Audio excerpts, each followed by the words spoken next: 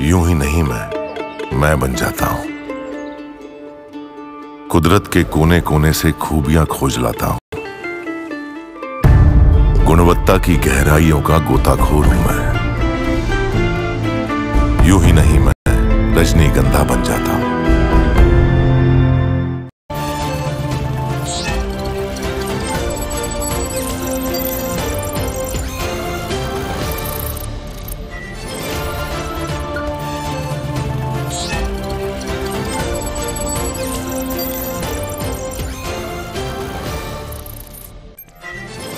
नमस्कार, मैं हूं रंजीत कुमार और शुरू हो चुका है देश का मूड मीटर।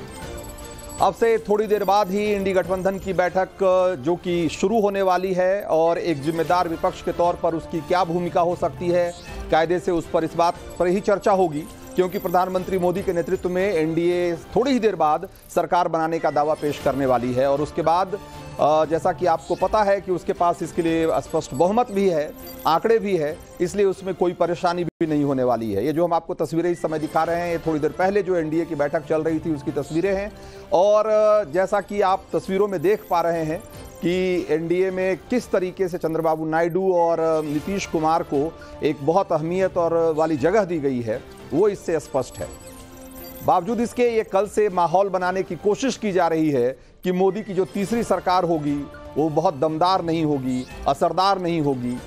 नीतीश और नायडू कभी भी पलट सकते हैं और मोदी सरकार मुश्किल में फंस जाएगी। क्या वाकई ऐसा हो सकता है? वैसे पॉलिटिक्स में होने को तो कुछ भी हो सकता है, लेकिन समझने वाली बात यह है कि पॉलिटिक्स में कुछ भी अनायास नहीं होता, यूं ही नहीं होता। हर फैसले के पीछे फायदे नुकसान का पूरा गुणागणित होता है और उसी के जरिए आज हम ये समझने की कोशिश करेंगे कि मोदी की अगली सरकार कितनी दमदार, कितनी असरदार हो सकती है। लेकिन उससे पहले वो सवाल जिसका देना है आपको जवाब और जिसके जरिए घूमेगा आज देश का मूड मीटर। तो जरा एक बार तो उन सवालों को देख लेते हैं। जरा दिखाइए सवाल नंबर 1, नीतीश और नायडू को लेकर जो कयासबाजी चल रही है उसे आप कैसे देखते हैं? ऑप्शन ए है नीतीश नायडू मोदी के साथ ही रहेंगे, option B Nitish Naidu India में चले जाएंगे, इंडिया गठबंधन में चले जाएंगे, और ऑप्शन सी नीतीश जाएंगे लेकिन नायडू टिके रहेंगे। तो क्या सोचते हैं आप? जवाब देना शुरू करिए। आपके सामने क्यूआर कोड है, उसे स्कैन करिए और जवाब दीजिए। सवाल नंबर 2, दक्षिण में बीजेपी के प्रदर्शन को कैसे देखते हैं आप? ये सवाल है और ऑप्शन है आपके पास। ऑप्शन ए जनाधार बढ़ा, सीटें भी बढ़ेंगी, ऑप्शन बी उम्मीद के मुताबिक प्रदर्शन नहीं है दक्षिण में, और ऑप्शन सी इससे बेहतर प्रदर्शन नहीं हो सकता दक्षिण में। क्या सोचते हैं आप? हमें बताना शुरू करिए। सवाल नंबर 3 जरा जल्दी दिखाइए। देश को स्थायी सरकार देने में कौन ज्यादा सक्षम दिखता है आपको, एनडीए या इंडिया? और ऑप्शन है एनडीए को बहुमत, उसी की सरकार बने। दूसरा ऑप्शन है इंडिया की सरकार बन सकती है, और ऑप्शन सी है इंडिया की सरकार बनी तो स्थिर नहीं रहेगी। तो ये 3 है आपके पास ऑप्शन, और जैसा कि आपको पता है कि आपके टीवी स्क्रीन पर जो क्यूआर कोड दिखाई देता है उसे आपको स्कैन करना होता है अपने मोबाइल कैमरे से, और आपके सामने इन्हीं सवालों की लिस्ट खुल जाती है जिसका कि जवाब भर के आपको सबमिट करना होता है। और हाँ, आखिर में आप अपनी डिटेल जरूर भरिएगा, क्योंकि उसी के आधार पर हम हर रोज 4 लकी वोटर का भी चुनाव करते हैं। तो आप वोटिंग शुरू करिए और हम लौटते हैं आज के एजेंडे पे। सवाल वही है कि क्या नीतीश और नायडू मोदी सरकार को गच्चा दे सकते हैं? सबसे पहले बात नायडू की। एनडीए के साथ नायडू का पुराना और बहुत गहरा रिश्ता रहा है, बहुत लंबा रिश्ता रहा है। अटल बिहारी वाजपेयी के जमाने से 2019 तक नायडू एनडीए के साथ रहे। नायडू का राजनीतिक रिकॉर्ड भी इस बात की गवाही देता है कि गठबंधन की राजनीति में नायडू बहुत भरोसे के नेता रहे। जो कहते हैं वो करते हैं, और नायडू कह रहे हैं कि वो एनडीए के साथ थे, साथ हैं और साथ रहेंगे। एक बात और गौर करने वाली बात है कि नायडू और नीतीश कोई भी फैसला करने से पहले अपना और अपने राज्य का फायदा भी जरूर सोचेंगे। नीतीश और नायडू ऐसे गठबंधन में आखिर क्यों शामिल होना चाहेंगे जहां पहले से ही कई शत्रप अपने एजेंडे के साथ जमे हुए, वो भी उन दोनों से कहीं ज्यादा सीटें लेकर। आपको पता ही है कि इंडिया गठबंधन में कांग्रेस के पास 99 सीटें हैं, अखिलेश के पास 37 सीटें हैं। उसके बाद अगर आप देखेंगे तो 2 और बड़ी पार्टियां हैं साउथ की, उनके पास ज्यादा सीटें हैं, उनके पास डीएमके के पास ज्यादा सीटें हैं, 22 सीटें हैं। तो अगर इस तरह का, और टीएमसी तो है ही 29 सीटें लेकर, तो कुल मिलाकर के इस तरह की के गठबंधन में जहां पर कि पहले ही से उनसे ज्यादा कद्दावर नेता, ज्यादा ताकतवर तरीके से वहां पर अगर एकजुट हैं, तो ऐसे में वो वहां पर जाकर अपनी एक कमजोर स्थिति में अपने को क्यों रखना चाहेंगे, एक सवाल है। फिर ऐसे गठबंधन में जिसकी की स्टेबिलिटी का भी कोई भरोसा नहीं है, वो कितने दिन है कितने दिन नहीं है, ये भी एक सवाल है। और ये सवाल इसलिए है कि क्योंकि इंडिया गठबंधन एक ऐसा गठजोड़ है जहां कई पार्टियों के हित एक दूसरे से टकराते रहते हैं।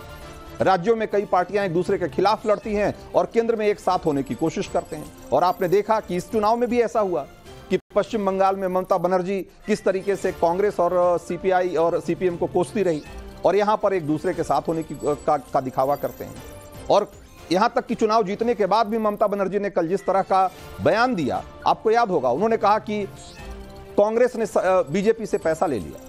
ये इस तरह का आरोप उन्होंने चुनाव जीतने के बाद भी लगाया। उन्होंने कहा कि कांग्रेस का यहां से सफाया हो गया। तो जिस तरह का की राजनीति एक दूसरे करते हैं, जो इस गठबंधन की पार्टियां हैं, वो एक दूसरे के खिलाफ कई बार जाती हैं और बहुत मुमकिन है कि किसी भी मोड़ पर यह बात इस तरह से बढ़ सकती है कि गठबंधन बिखर जाए, सरकार गिर जाए। तो ऐसे गठबंधन का पार्ट होना, ऐसे गठबंधन का हिस्सा होना आखिर क्यों स्वीकार करेंगे? कितने दिन चलेगा गठबंधन, उसको लेकर जिस पर हमेशा सवाल रहेगा, उसमें वो क्यों भरोसा करेंगे?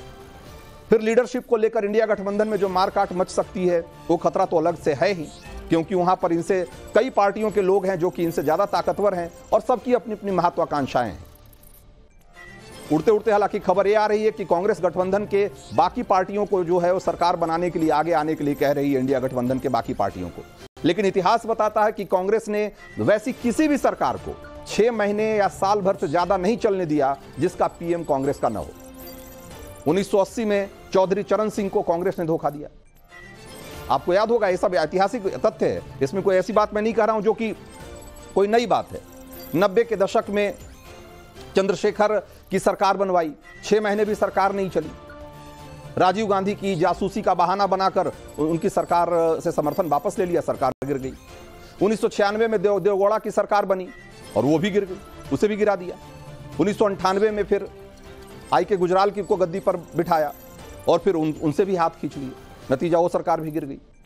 तो एक लंबा इतिहास है इस तरह की सरकारों का, जिसको कि कांग्रेस ने बाहर से समर्थन दिया और फिर 6 महीने भी उस सरकार को नहीं चलने दिया और समर्थन वापस ले लिया।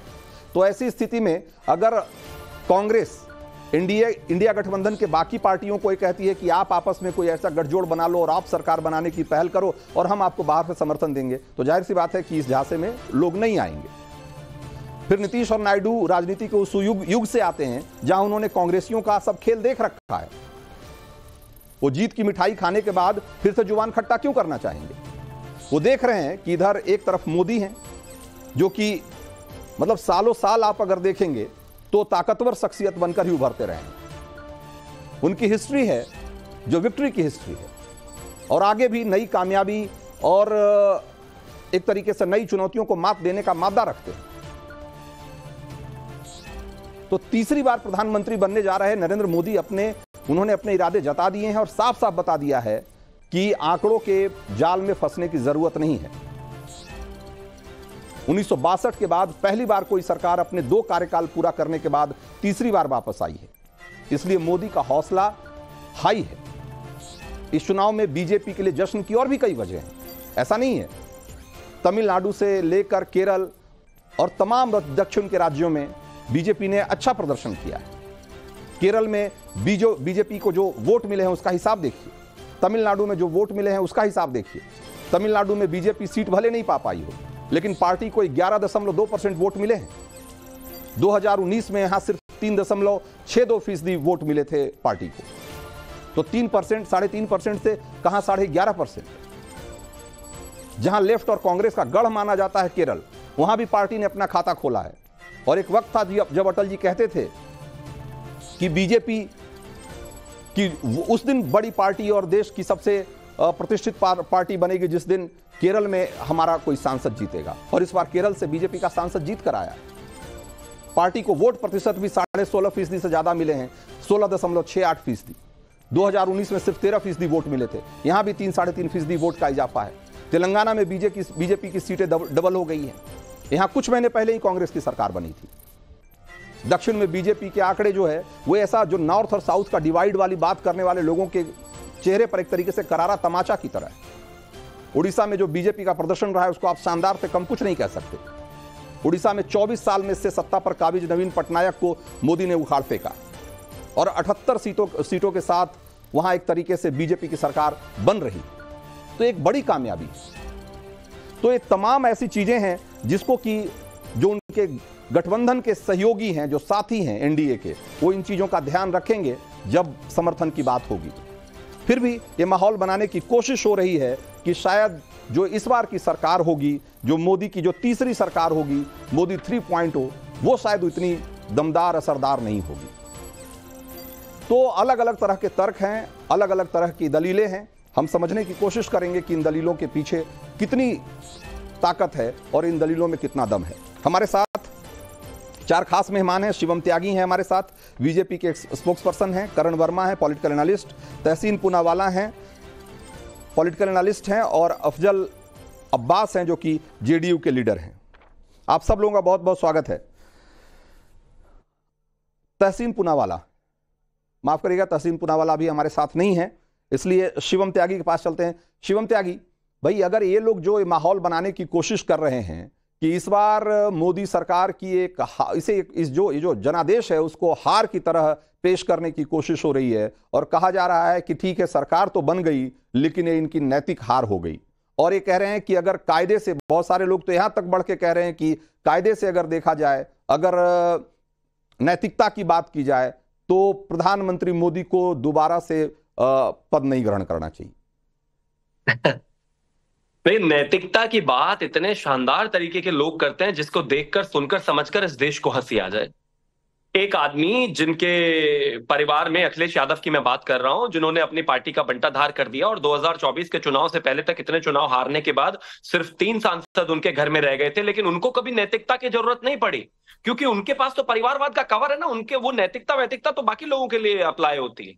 दूसरी तरफ जो है राहुल गांधी, जिन्होंने 135 साल पार्टी को अपने जीवन की सबसे बुरी टैली पर ला दिया था, जो कि 50, और उसके बाद भी 10 साल से 50 में रहे और अब भी 100 नहीं पहुंच पाए, और इतने चुनाव हारने के बाद भी उनके पास नैतिकता उनसे ऊपर है, नैतिकता से ऊपर है वो लोग। उनको रिजाइन देने की आवश्यकता नहीं थी, उनको अभी भी प्रधानमंत्री के तौर पर तमाम जगह। लेकिन एक प्रधानमंत्री, अब सुनिए, पिछले 25 साल का इतिहास, अगर मैं बात करूं 1991 में वीपी सिंह की सरकार में 34.5% उनका वोट शेयर रहा। अगर मैं बात करूं अटल जी की सरकार की तो 23% उनका वोट शेयर रहा।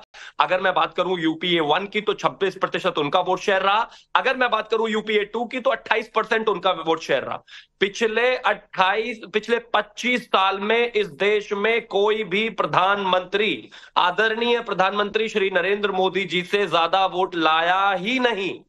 यानी कि 2014 और 19 में तो हम लाए थे, 2024 में भी हमारे पास 36.8% वोट शेयर है, जो पिछले 25 सालों में नहीं आया। 1962 से बाद में आज 62 साल हो गए हैं। इस देश में कोई ऐसे प्रधानमंत्री ही नहीं है जो तीसरी बार शपथ लेके अपना टेन्योर पूरा कर रहे हो। लेकिन मोदी जी को रिजाइन करना चाहिए जी। मोदी जी पर तो लोगों को भरोसा ही नहीं रहा। अरे भैया, मतलब कमाल हो गया। एक पेड़ के नीचे बैठे रहो जिसमें फल 5 साल बाद गिरेगा, वो भी चुनाव के हिसाब से। वैसे नहीं गिरने वाला है कि जी अभी सरकार टूट जाएगी, गिर जाएगी, एनडीए कमजोर है। विषय साफ है। आदरणीय प्रधानमंत्री जी ने जो है एनडीए के नेता के तौर पर उनको चुना गया, देश के अगले प्रधानमंत्री के तौर पर उनको चुनाव से पहले चुना गया। एनडीए बहुमत में आया, भारतीय जनता पार्टी और एनडीए मिलकर सरकार बना रहे हैं और आदरणीय प्रधानमंत्री जी देश के प्रधानमंत्री बनने वाले हैं तीसरी बार। दूसरी तरफ जो लोग अपने 100 सीटें नहीं पूरी कर पाए, जो लोग अपनी सरकार नहीं बना पाए, वो कहते देश ने हम में भरोसा दिखा दिया। अरे देश ने भरोसा दिखाया होता तो आपको बहुमत दिया होता भाई। अब ये हार में भी बहुमत ये कैसे ढूंढ ले रहे हैं भगवान ही जाने। हम तीसरी बार सरकार बना रहे हैं। आदरणीय प्रधानमंत्री जी आज शाम को जो है इस देश के राष्ट्रपति से मिल रहे हैं। हाँ, एक चीज को मैं बड़ी ह्यूमिलिटी के साथ एक्सेप्ट करना चाहता हूं, जो रिजल्ट हम चाहते थे कि 100 आउट ऑफ 99%, 98% आए, वो नहीं आया। उसमें कहीं ना कहीं थोड़ी बहुत कमी पेशी रही, जिसको भी बैठकर हम संगठन में इवैल्यूएट करेंगे। लेकिन हम सत्ता में बैठकर इवैल्यूएट करेंगे और आप विपक्ष में बैठकर करना, जहां 10 साल से बैठे हो। ठीक है। अफजल अब्बास भाई, ये जेडीयू को लेकर के जब से रिजल्ट आए हैं तब से सबसे ज्यादा कयासबाजी जेडीयू को लेकर लगाए जा रहे हैं, और उसका एक वैलिड रीजन भी है। वो इसका राजनीतिक इतिहास भी इस तरीके से रहा है कि जिसकी वजह से लोग ये इस बात पे यकीन नहीं कर पा रहे हैं कि पता नहीं नीतीश जी क्या फैसला करेंगे, नीतीश जी किस करवट बैठेंगे। तो ये एक बड़ा सवाल है। और हालांकि एक बात तय है कि अगर जेडीयू आज की तारीख में एनडीए से अलग होने का फैसला करती है तो सिर्फ अकेले जेडीयू के अलग हो जाने से कम एनडीए की सेहत पे कोई बहुत बड़ा फर्क नहीं पड़ता है। फिर भी ये सवाल है कि साथ मिलकर चुनाव लड़े हैं तो क्या जिस तरीके से पहले भी नीतीश कुमार पलटबाजी करते रहे हैं, इस बार भी कुछ इस तरह की आशंका है क्या?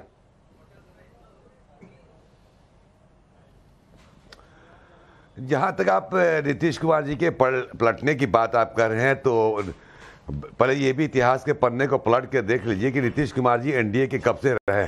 दो बार ऐसे मौके जरूर आए हुए सब जिसमें 2 बार विशेष परिस्थिति में ये जो भी कहे हुए, लेकिन इसके बाद इस बार जब हम लोग गठबंधन एनडीए के साथ आए तो साहब नीतीश कुमार जी ने कहा कि अब हम कहीं जाने वाले नहीं हैं।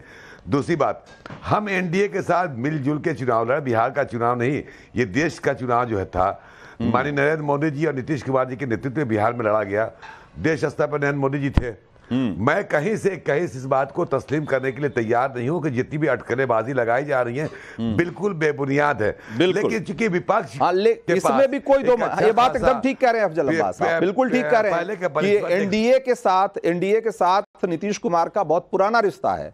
और ये भी सच है कि एनडीए ने नीतीश कुमार को कभी नहीं छोड़ा, लेकिन ये भी उतना ही सच है कि नीतीश कुमार ने एनडीए को बार बार छोड़ा। तो इसलिए सवाल उठ रहा है क्योंकि एनडीए की तरफ से छोड़ने की पहल नहीं की गई। हर बार नीतीश कुमार ने ये पहल की और एनडीए को छोड़ा। मेरी बात हाँ, मैं तो वही कह रहा हूं कि 2 ऐसी परिस्थितियां आई थी जिसमें हम एनडीए से अलग हुए थे। लेकिन अभी जो बिहार में देश स्तर पर चुनाव हुआ और पार्लियामेंट का, तो बिहार में तो एनडीए के साथ रहे और हमें कौन सी तकलीफ है कि हम एनडीए को छोड़ दें। मैं इस बात समझ में नहीं आ रही, लेकिन चूंकि विपक्ष का एक अच्छा खासा वोट पिछले चुनाव के बनिस्बत इस बार आया है, इस नाते लोग चाहते हैं कि नीतीश कुमार जी आ जाए, चंद्रबाबू नायडू आ जाएंगे तो मिला के बना लेंगे। पहले तो ये लोग अपना नेता भी तय नहीं कर पाए, कौन इनका प्रधानमंत्री बने, कौन इनका लीडर होगा। कहीं से कोई इसमें शक व शुबा नहीं है। भारतीय जनता पार्टी एनडीए के साथ, जदयू जो एनडीए के साथ केंद्र में उनका साथ देगी। अब क्या शेयरिंग हुआ, क्या पॉलिसी बनेगी, ये राष्ट्रीय अध्यक्ष माननीय नीतीश कुमार जी के विवेक पर डिपेंड करता है। तहसीन पुनावाला हमारे साथ जुड़ गए हैं। मैं दावे के साथ कहता हूं कि हम एनडीए में हैं और एनडीए में रहेंगे। ठीक है, तहसीन पुनावाला हमारे साथ जुड़ गए हैं। तहसीन, तस्वीरें देखिए एनडीए की बैठक की। अभी थोड़ी देर बाद ऐसे इंडिया गठबंधन की भी बैठक होने वाली है, उसकी भी तस्वीरें आ जाएंगी। लेकिन ये जो तस्वीर आप देख रहे हैं, नीतीश कुमार और चंद्रबाबू नायडू जैसे मोदी के बगल में बैठे हुए हैं, जिस तरह से एक बड़ा सहज वातावरण में जिस तरह की बातचीत हो रही है, आपको लगता है जो आप लोग उम्मीद लगाए बैठे हैं कि नीतीश कुमार से, कुछ उस तरह की उम्मीद आपको अभी भी बाकी है कि उम्मीद खत्म हो गई? अब रंजीत जी, अव्वल तो आपके शो में मुझे शिरकत करने का मौका मिला, इसलिए मैं आपका बहुत बहुत शुक्रगुजार हूँ। और अव्वल तो मैं शिवम भाई को और आपके जितने भी दर्शक हैं, इनमें से जितने भी भाजपा के समर्थक हैं, जो जेडीयू के यहाँ पर आपके शो पे नेता बैठे, उनको भी अफजल साहब को बहुत बहुत बधाई और शुभकामनाएं देना चाहता हूँ। हमारी जो भी पॉलिटिकल डिफरेंसेस हो, देश हमेशा आगे रहना चाहिए। 2 या 3 चीज। थैंक यू अफजल भाई। देखिए 2 या 3 चीज़ रंजीत जी, ये तो आप भी जानते हैं और मैं भी जानता हूँ कि माननीय राष्ट्रपति जी के पास कोई ऑप्शन नहीं। उनको सबसे पहले जो प्री पोल अलायंस है, सबसे बड़ा प्री पोल अलायंस यानी एनडीए, या तो जो सबसे बड़ी पॉलिटिकल पार्टी है भाजपा, उनको बुलाना है। तो इस दायरे से वो एनडीए को ही बुलाएंगे वो, और एनडीए को 15-20 दिन देगी अपनी सरकार बनाने का। तो ये तो बात होने वाली है। हाँ। तो फिर ये क्यों कयासबाजी हो रही है? कौन माहौल बना रहा है? ये कौन माहौल बना रहा है कि भाई सरकार बनाने की संभावनाएं तलाशेंगे? रंजीत भाई, मैं आपका सवाल जानता हूं, प्लीज थोड़ा बोलने दीजिए। आप बीच में बोलो नहीं, ठीक है, मतलब मैं एक सप्लीमेंट्री सवाल कर रहा हूं उसमें। हाँ, मैं उसी का जवाब दे रहा था जी। अब ऐसा है रंजीत भाई कि मान लो किसी परिस्थिति में एनडीए सरकार नहीं बना सकता और भाजपा के पास खुद पे बहुमत नहीं है, तो एज एन ऑपोजिशन, विपक्ष के तौर पे ये हमारा कर्तव्य है कि हम सरकार बनाएं ताकि देश दोबारा से चुनाव में ना जाए। तो ये एक पॉलिटिकल मैनूवरिंग है। इसका मतलब ये नहीं है कि कोई नीतीश जी बच्चे हैं, कोई उनको लालच देकर ला सकता है इस साइड, या चंद्रबाबू जी बच्चे, लेकिन एक पॉलिटिकल फोन कॉल, एक पॉलिटिकल पोजिशनिंग करनी जरूरी होती है। यही लोकतंत्र है। मुझे समझ में नहीं आता रंजीत भाई, मैं 30 सेकंड और लूंगा। क्यों मीडिया के मेरे सारे साथी, क्यों हमारे दोस्त इसे गलत मानते? यही अगर मान लो ये नंबर्स कांग्रेस को मिला था 240 और वे नहीं बना सकते, क्या भाजपा फोन उठा के फोन नहीं करती? क्या माननीय मोदी जी नहीं करते? अमित शाह जी नहीं करते? तो ये पॉलिटिकल है, इसी को लोकतंत्र, इसी को डेमोक्रेसी कहते हैं। जब मुझे इस बात से डर लगता है कि जब मीडिया के लोग इसे गलत कहते, तमाशा कहते, माहौल कहते, नहीं गलत है। मैं ये कह रहा हूं कि भाई इस देश ने एक प्री पोल अलायंस में एक एकदम स्पष्ट मैंडेट दिया है, स्पष्ट जनादेश दिया है, और वो है इंडिया के एनडीए के पक्ष में, एनडीए के पक्ष में। भाई जब एक गठबंधन को स्पष्ट जनादेश मिला है तो दूसरा गठबंधन अगर उसमें कुछ जोड़ तोड़ करने की कोशिश कर रहा है तो उसको लोकतांत्रिक तो नहीं कहेंगे ना, लोकतंत्र की मर्यादा के तो खिलाफ है। आपने सवाल पूछा, 10 सेकंड उसका जवाब सुन लीजिए। कोई तोड़, चलो हम नहीं, ठीक है, मैं नहीं 10 सेकंड दीजिए। नहीं, आपने सवाल पूछा, आपने टिप्पणी की, उसका जवाब सुन लीजिए रंजीत जी। मान लो मैं कोशिश कर रहा हूं तोड़ने की, क्या अफजल भाई टूटेंगे? क्या चंदे बाबू हम टूटेंगे नहीं टूटेंगे, वो एक सवाल बात। अरे सर मेरी बात समाप्त होने दीजिए। आप सवाल पूछते हो तो जवाब सुन लीजिए, सब सुन लीजिए। एनडीए को बहुमत मिली है, एनडीए की सरकार बनने जा रही है। मान लो किसी कारण अगर कोई, नीतीश जी को छोड़ दीजिए, चंद्रबाबू नायडू, कोई और आना चाहता है, हम तो बातचीत करेंगे ना, इसमें गलत क्या है? ठीक उसी तरह मान लो हमारे गठबंधन से कोई जाना चाहते उधर, क्या मोदी जी फोन नहीं उठाएंगे?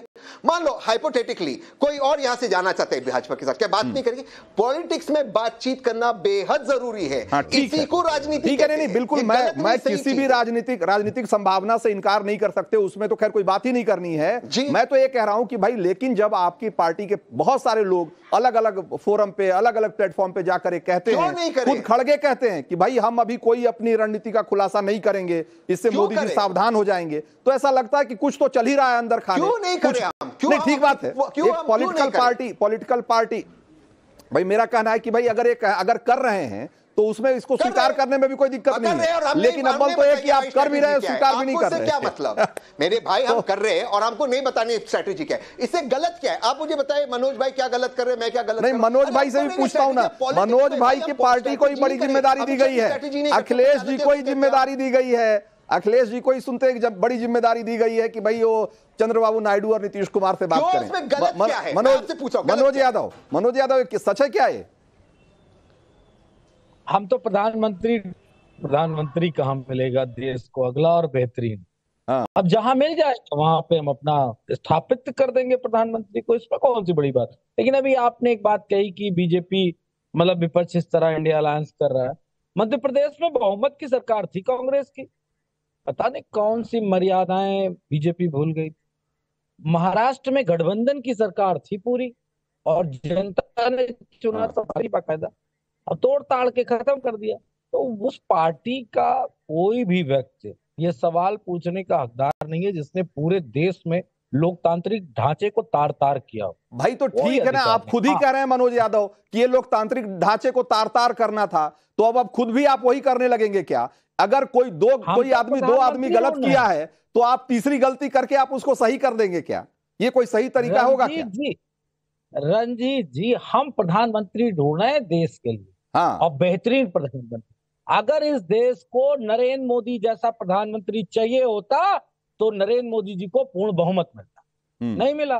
तो हमारा भी धर्म है कि देश को एक बेहतरीन प्रधानमंत्री मिले, अच्छा प्रधानमंत्री मिले। हम अपना प्रयास करेंगे, और जिसको अपना प्रयास करना वो अपना प्रयास करे। लेकिन एक बात स्पष्ट कर दूं कि बीजेपी की पीड़ा देख के आत्मा को बड़ा शांति मिल रहा, बड़ा 10 साल कमाल है मनोज यादव, ये भी बहुत, इस आनंद की भी एक अलग ही बात है कि खुद भले चाहे जिस हालत में है, लेकिन अगर सामने वाला तकलीफ में है तो बहुत मजा आ रहा है।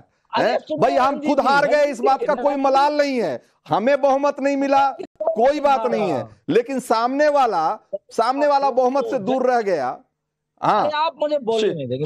शिवम त्यागी, भाई देखिए विपक्ष कहां मजे ढूंढ रहा है, जरा ये देखिए कहां मजे ढूंढ रहा है। देखिए हमारे उत्तर प्रदेश में ना एक टर्म है, और वो कोई गलत नहीं है, एक व्यक्ति पर्टिकुलरली जो वो हद से ज्यादा फेंकता है और जो चीज होती नहीं उसको बनाता है, उसको बोंगा कहते हैं। तो ये जो हमारे यादव जी है, ये बोंगा वाली स्थिति में इतने बोंगे हो गए हैं, इनको समझे नहीं आ रहा। 1994 में बनी एक पार्टी और हम बने 85 में, हम पहुंच गए 240 पे, ये पड़े 35 पे, ये कहते हैं नहीं बीजेपी को हरा दिया।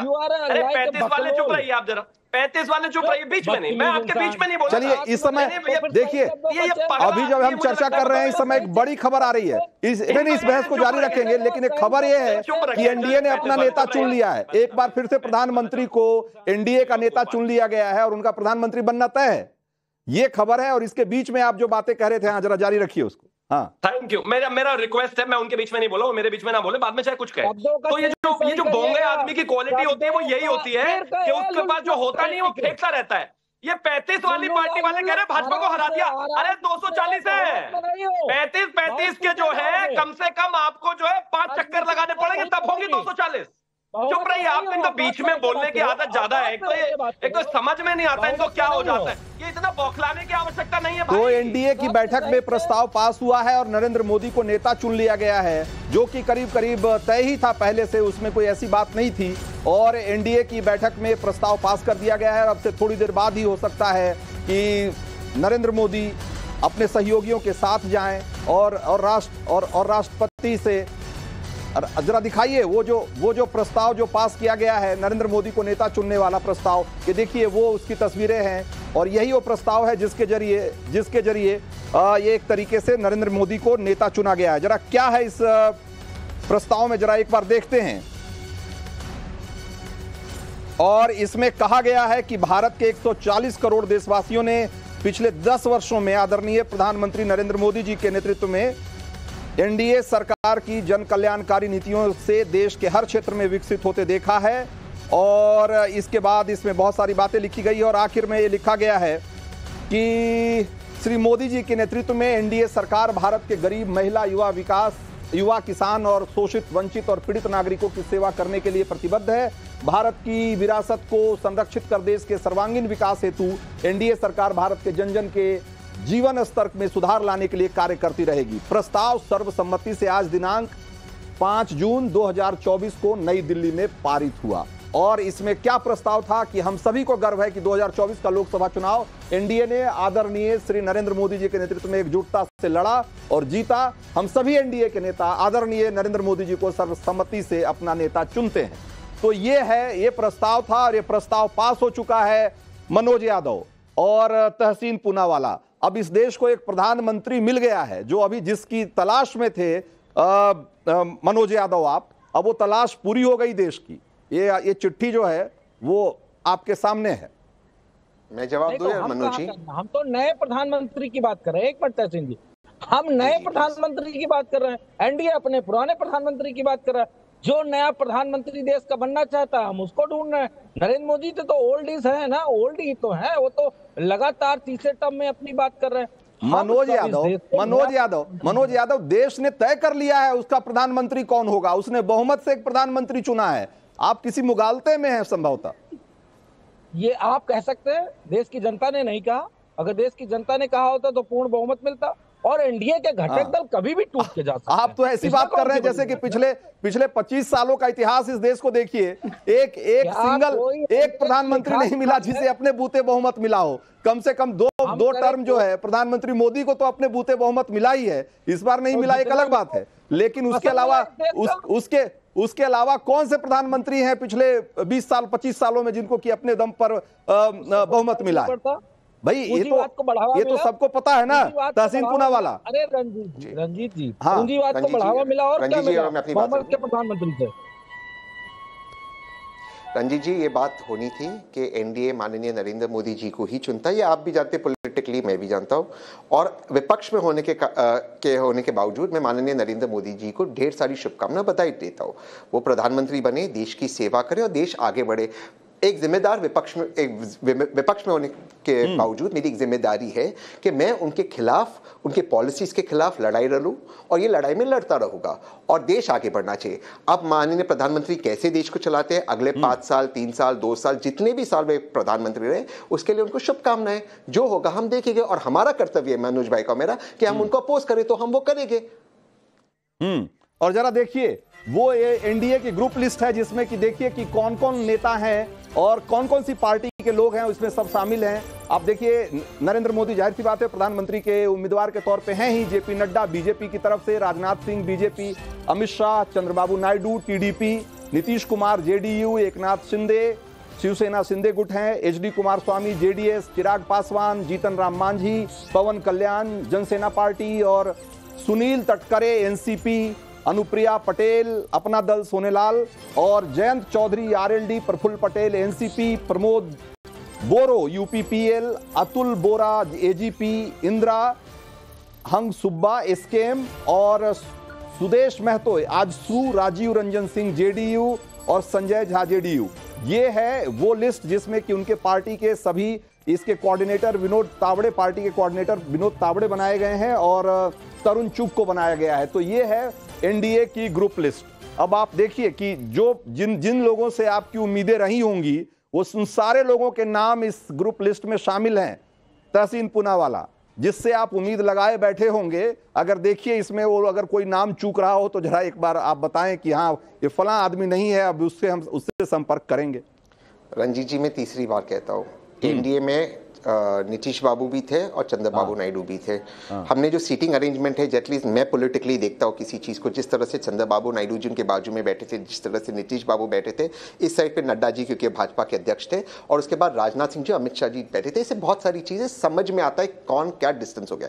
ये इसके पहले जाना जाता था मोदी सरकार, अब ये जाना जाएगा एनडीए सरकार। खैर, इनको मैंडेट मिला है, इनको ऑल द बेस्ट। आज से 6 महीने, साल, 2 साल, 3 साल बाद अगर कोई तब्दीली आएगी, हम बातचीत कंटिन्यू करेंगे।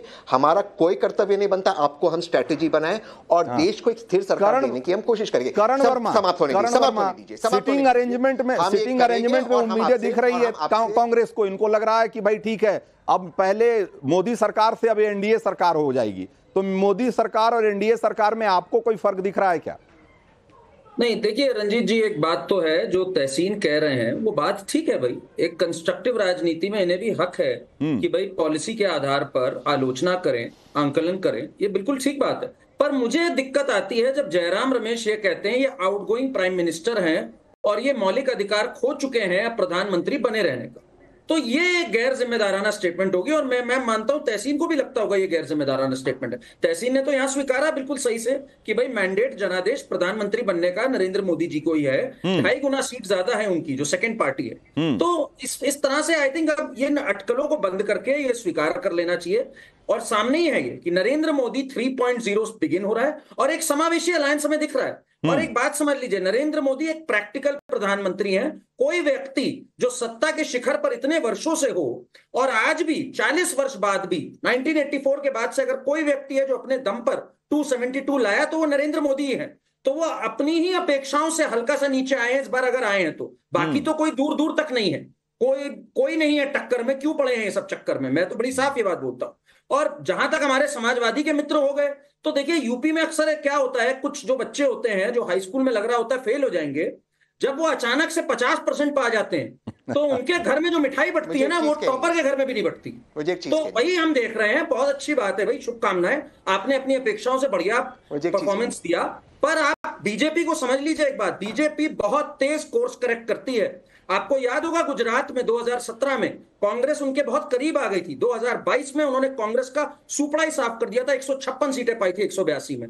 यूपी का जब विधानसभा का चुनाव होगा, बीजेपी कोर्स करेक्ट करेगी और बीजेपी फिर वापसी करेगी, आप ये देखेंगे। हाँ, मनोज यादव, बस मैं तहसीन आपके पास भी आऊंगा। मनोज यादव भाई कह रहे हैं कि जब ऐसा विद्यार्थी जो कि फेल होने की कगार पे था किसी तरीके से पास हो जाता है तो उसके घर में जो मिठाई बंटती है डिस्टिंक्शन वाले के घर में भी नहीं बंटती। यही हालत है कांग्रेस की और तो ये किया गया समाजवादी पार्टी की। हाँ रंजीत जी, इंतजाम तो ये किया गया था कि हम हाई स्कूल ही ना पास हो पाए, 8वीं ही फेल हो जाए। तो हमने तो अपना इंतजाम सही कर लिया, तो काहे के लिए दर्द हो रहा, पेट में मरोड़ क्यों हो रही भाई आप लोगों को? मरोड़ नहीं हो रही भाई, मैं तो बधाई दे रहा हूँ। तकलीफ क्यों हो रही है आपको भाई? मैं तो बधाई दे रहा हूँ आपको। कोई देश को स्पष्ट स्टैंप नहीं लग गया, स्टैंप लग गया है कि मोदी ही प्रधानमंत्री रहेंगे। कोई भी बन सकता है। हम तो ढूंढ रहे हैं भाजपा में कोई अच्छा मिल जाए, उसका भी होना चाहिए। भाजपा में भी तमाम अच्छे दूसरे शो पे जाना है, प्रधानमंत्री होना चाहिए। तो ये बात बीजेपी के लोगों को समझना चाहिए। और ठीक है, तानाशाही वाला रवैया नहीं चलेगा भैया। ठीक है, तहसीन पूनावाला भाई, कांग्रेस अपने बूते 100 का आंकड़ा भी पार नहीं कर पाई, लेकिन वो तंज कर रही है 240 सीटें लाने वाली बीजेपी पे। ये बात सही है रंजीत जी, जो करण ने कहा बहुत प्रैक्टिकल बात की, लेकिन आप भी जानते हैं रंजीत जी, आप बहुत वरिष्ठ है, कि जो नंबर्स है उसे एक पॉलिटिकल कॉन्टेक्स्ट में देखना चाहिए। पॉलिटिकल कॉन्टेक्स्ट में ये था, ये मोदी सरकार की जानी जाती थी पहले जो 2 सरकार थी। माननीय नरेंद्र मोदी जी ने पार्लियामेंट में खड़े होकर कहा था मैं अकेला सब पे भारी, और पार्लियामेंट में कहा था अब की बार 400 बार। कांग्रेस ने ऐसा कोई दावा नहीं कहा था। जब भी मैं आपके शो में मुझे आने का मौका मिलता था, मुझे और मनोज भाई को, हमारा मजाक उड़ाया जाता था। हम सिर्फ इंडिया अलायंस की बात करते थे, हम इंडिविजुअल पार्टी की बात नहीं करते थे, ये करते थे। इसलिए फेलियर मोदी गारंटी की है। हमने जो कहा हमने अलायंस में अचीव किया। हमारा अलायंस का टारगेट था 295 और 230 आया। इनका अलायंस का टारगेट था 400, बीजेपी का टारगेट था 370। ये मोदी गारंटी फेल होगी। और जैसे मनोज भाई ने कहा, तानाशाही के खिलाफ वोट है। अब 4 घंटे में लॉकडाउन नहीं हो सकता, 4 घंटे में नोटबंदी नहीं हो सकती। इसके अलावा मोदी जी प्रधानमंत्री बनेंगे, उनको ऑल द बेस्ट। ठीक है, तो चलिए हम जरा, आप हमारे सारे पैनलिस्ट की राय तो आ गई, जरा एक बार लोगों की राय भी जरा शामिल करते हैं इस कार्यक्रम में। मैं समय कम है शिवम भाई, मैं आपके पास जरूर आता। सेकंड दे देंगे तो चलेगा। चलिए ठीक है, 20 सेकंड। हाँ ठीक है, 20 सेकंड। बस मैं एक ही चीज कहना चाहता हूं, मेरा तो निवेदन है, तहसीन भाई तो मेरे दोस्त ही हैं, हमारे जो मित्र यादव जी हैं पैनल पे बैठे हुए हैं, अगले 5 साल के लिए इनको ही नीतीश जी के घर के आसपास जो है तैनात कर दिया जाए। 5-6 साल में जब वो कभी निकल के अगली बार चुनाव के आसपास पहुंचेंगे, हो सकता है नया प्रधानमंत्री इनको तब मिल जाए, क्योंकि अभी तो प्रधानमंत्री बन गए देश के जिनको बनना था। ठीक है, अगले के लिए तैयारी करिए भैया, नया नहीं है, पुराना प्रधानमंत्री। ठीक है, तो जरा पब्लिक की राय शामिल करते हैं कार्यक्रम के। का समय कम है, तो हमने पूछा था कि नीतीश और नायडू को लेकर कयासबाजी को आप कैसे देखते हैं, और इसके जवाब में लोग क्या कह रहे हैं, जरा जल्दी से दिखाइए। समय कम है और इसमें करीब 85% लोग कह रहे हैं कि नीतीश नायडू दोनों मोदी के साथ रहेंगे, और नीतीश नायडू इंडिया में जाएंगे सिर्फ करीब 6% लोग मानते हैं, और 9% लोग ये कह रहे हैं कि नीतीश जाएंगे लेकिन नायडू टिके रहेंगे। नायडू की क्रेडिबिलिटी अलग है, बात तो सही है। चलिए आगे बढ़ते हैं। दक्षिण में बीजेपी के प्रदर्शन को आप कैसे देखते हैं? इस सवाल के जवाब में कह रहे हैं कि जनाधार बढ़ा है तो सीटें भी बढ़ेंगी, ऐसा मानने वाले लोग करीब 73% लोग हैं, और 20% के आसपास लोग कह रहे हैं कि उम्मीद के मुताबिक प्रदर्शन नहीं रहा, और 6.5% लोग कह रहे हैं कि ये बहुत शानदार प्रदर्शन है, इससे बेहतर प्रदर्शन की उम्मीद नहीं की जा सकती थी। सवाल नंबर 3, देश को स्थायी सरकार देने में कौन ज्यादा सक्षम? और इस सवाल के जवाब में 90% लोग कह रहे हैं कि एनडीए को बहुमत है और उसी की सरकार बने। 6.5% लोग कह रहे हैं कि इंडिया की सरकार बन सकती है, और 3.5% लोग कहते हैं कि अगर इंडिया की सरकार बनी तो स्थिर नहीं होगी।